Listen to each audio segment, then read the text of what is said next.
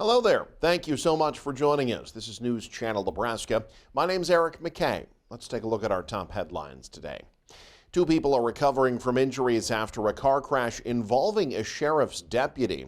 The Buffalo County Sheriff's Office says it happened at an intersection on the north side of town. According to a news release, a deputy was driving east in a sheriff's office vehicle when he collided with a northbound vehicle that was in the process of turning west. Both drivers were taken to a local hospital for treatment. The deputy was treated for what were called minor injuries and released. The other driver, a 29-year-old woman, there's been no update to her condition. The Nebraska State Patrol is investigating the collision. A coal fire on a central Nebraska railroad track did limited damage yesterday. It happened near Cozad. Union Pacific says a small pile of coal was found smoldering in a train car in Dawson County. Volunteers from Cozad's fire department were called in to put out the coal. No word on exactly how much damage was done, but UP says the fire was put out quickly. A Northeast Nebraska man has pleaded not guilty to a first-degree murder charge. Luke Stera has more from Wayne County. Following his arraignment in Wayne District Court on Wednesday, Carl Ruskamp now faces a life sentence for an alleged first-degree murder charge that occurred at a rural Wisner home back in 2022. Then as to count 1, murder in the first degree, a Class 1A felony, how do you plead? Not guilty.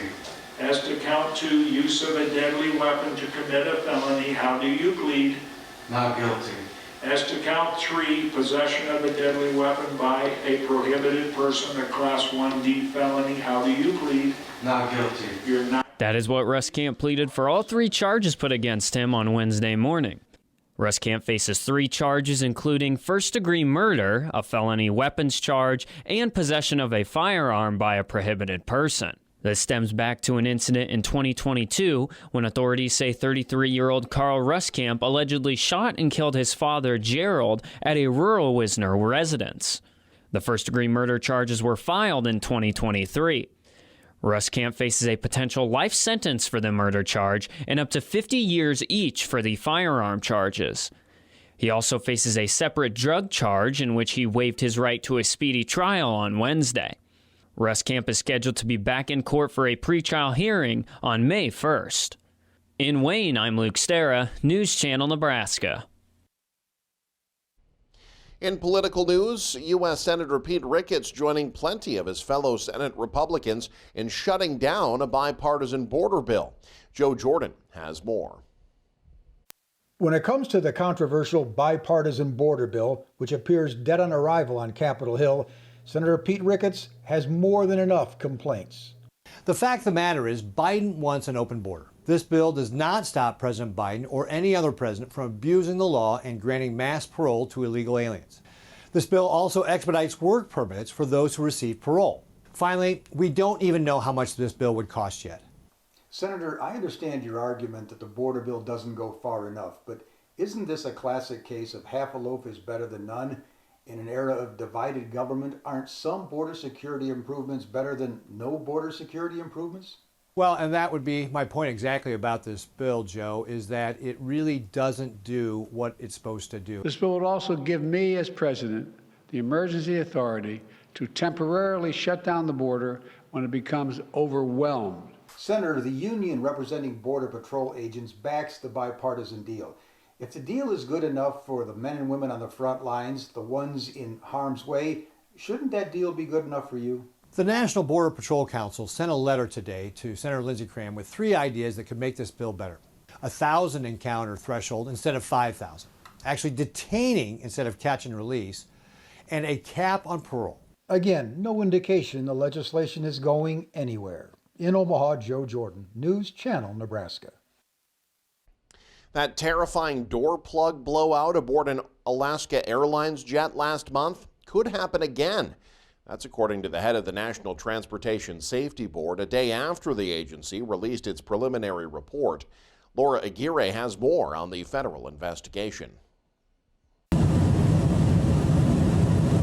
Of course, something like this can happen again. Chilling words for any potential air travelers from the chair of the National Transportation Safety Board Wednesday. There is no way that this plane should have been delivered with 4 safety-critical bolts missing. Jennifer Homendy is referring to the Boeing-made 737 MAX 9 that suffered a traumatic door plug blowout during an Alaska Airlines flight last month.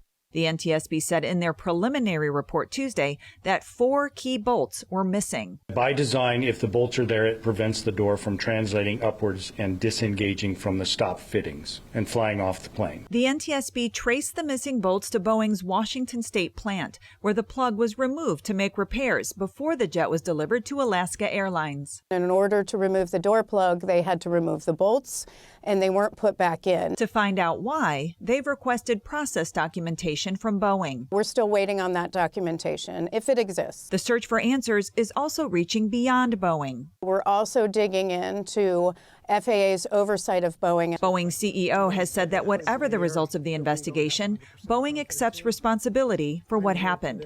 As for safety, Homendy says passengers can fly with confidence. I would have no problem tomorrow taking a flight on a MAX 9. I'm Laura Aguirre reporting. Consumer confidence is up, so too is consumer spending. But that's not without consequences for Americans, with one generation particularly strained to start the year. Karen Kafa has more. 3 years of high inflation plus higher interest rates to tame it have equaled more financial stress on the American consumer, especially when it comes to credit cards. More people are carrying more credit card debt for longer periods of time. We're talking record high balances, record high interest rates. It's a tough combination, unfortunately. A report released Tuesday by the Federal Reserve Bank of New York said credit card balances rose to a new high of $1.13 trillion in the final 3 months of 2023. And credit card and auto loan delinquencies pushed past pre-pandemic levels to their highest levels in more than a decade. Researchers at the New York Fed believe the post-pandemic resumption of federal student loan payments has added to the financial stress, particularly for people ages 30 to 39. Bankrate senior industry analyst Ted Rossman says he'll be looking closely at the New York Fed's next report in May. Typically, credit card balances fall in the first quarter of the year. In 2023, they did not, which can be a troubling sign about consumers' ability to keep up. People always have this enthusiasm about New Year's resolutions and debt payoff, and you knock out that holiday debt hangover. Last year, people really weren't able to do that, and that was largely because of high prices and high rates, and I do worry that we may see some of the same this year. In Washington, I'm Karen Kafa. A longtime staple of downtown Norfolk could have new ownership soon. Andrew Pfeiffer has the details. And actually, if you have a lot of time on your hands,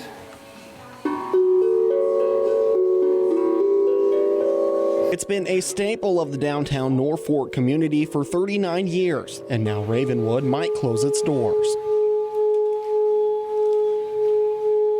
there's lots of options and lots of things going on right now. The goal is just to put it up for sale. I don't have a specific date of anything. The store has offered a wide variety of art and services since its opening. This includes framing, imprints, rocks, crystals, and laser printed wood. I'm like everybody else, getting a little older. For those who have been a fan of the store may not have to panic just yet, as the possibility of a new owner could step in and buy the business, a transition similar to when Adams bought it just 5 years ago. I get stones and crystals from all over the world. We've got the contacts. We've got everything kind of set up. So it's one of those things where somebody could just step right in and take over the business and kind of continue on from day one. While the alternative would be closing its doors for good, Adam hopes that someone will step in and keep things going. If we had our druthers, it would be that somebody would come in and just take it over as it is and keep expanding, keep adding new ideas, their new inspirations.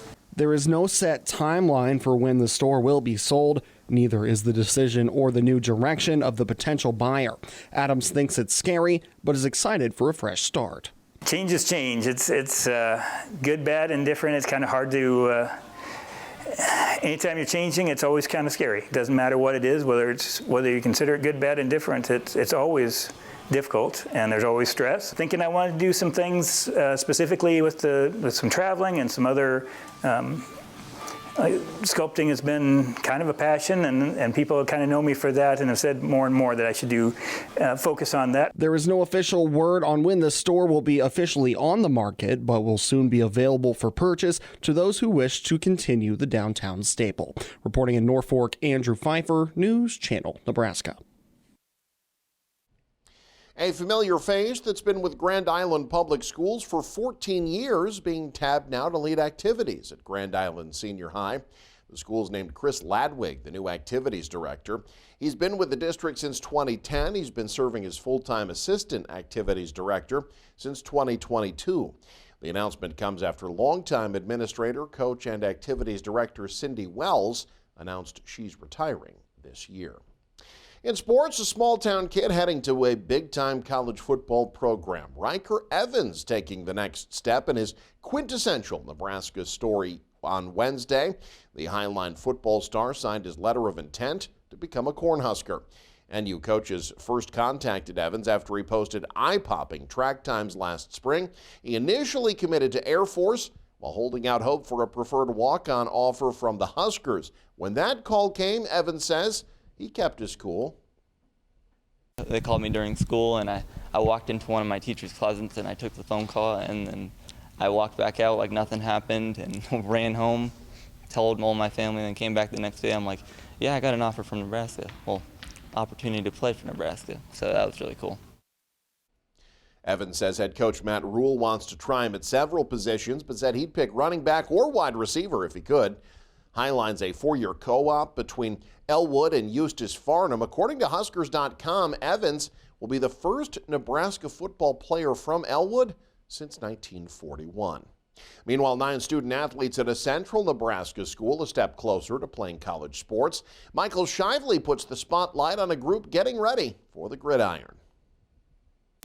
The Kearney High football team is blazing a trail to the MIAA. 4 Bearcat football players were among the 9 Kearney athletes to sign letters of intent to play college sports on Wednesday. 1, 2, 3, and sign. Xander Ruling gives credit to longtime coach Brandon Kuhl for producing players ready for Division II's top conference. It all starts with Coach Kuhl. He makes us into better men, and he makes us into men who can be proud of themselves. So I feel like we can just bring more than just a football scheme and things to the table. Ruling says he's known his whole life that he wanted to play college football. He chose UNK last week after former Kearney High quarterback Traven Beckman elected to transfer to play for the Lopers. That last visit I took to UNK, and then hearing the news from Traven transferring back, it all just kind of made sense, and it all kind of felt right. Carter Lee had to choose between football, basketball, and baseball as his college sport. He decided on the gridiron and will be a wide receiver at Fort Hays State. My junior year, the brotherhood of the varsity team really stood out to me, and it's like nothing else. Basketball, it's a deep place in my heart, but I think football is the right choice for me. Congratulations. Kenny Quinteros worked hard in the weight room to get noticed as an undersized offensive lineman. Wednesday signified a major moment for the future Loper. Growing up in Kearney, I would see the big college football players, and I was like, I want to be one of them. And doing that here today, signing, really filled that gap in my heart that I wanted. With Ruling, Quinteros, and teammate Jack Edwards going to UNK, they're set to be rivals with Lee. You're going to beat Fort Hays? Don't tell Carter, but we will. I mean, obviously I know a lot of people down at UNK, so going up against them might be fun. Might have some hard times, but we'll get through it. It'll be fun. In Kearney, Michael Shively, News Channel, Nebraska. And finally, students at a central Nebraska elementary school celebrated their 100th day of class in a very peculiar way. Ana Ruth Lugo Mejia has more. Kids in a central Nebraska elementary school are celebrating their 100th day of school in a rather odd manner. It's meant to be a fun day for the Gates Elementary students in Grand Island. Teachers, staff, and students showed up for the day dressed as old people. As a new principal, I wanted to do something fun for all of the students, and I invited all the teachers to spend the day celebrating 100 with activities and throughout the day in their classroom. While other schools have celebrated their 100th day before, this was the first time for Gates Elementary. Principal Bianca Ayala, who assumed the position in January, heard the story about how last year a kid had dressed as an old person on the 100th day. She decided to invite all the school to dress up as elderly people. I just really wanted everyone to see how much fun that school can be. And when we come here every single day, we are learning and we are the best selves that we can be, but we can do that while having fun. Second grade student Nora Henson says she planned her outfit with her mom. It's like something we can't do every day. Throughout the day, teachers had activities that related to the number 100. In Grand Island, Ana Ruth Lugo Mejia, New Channel, Nebraska. And you can stay up to date with the very latest by following us online. Head to newschannelnebraska.com. Click on the News tab there. You can also follow us on X, like us on Facebook and Instagram as well. Thank you so much for joining us. My name's Eric McKay, and this is News Channel Nebraska.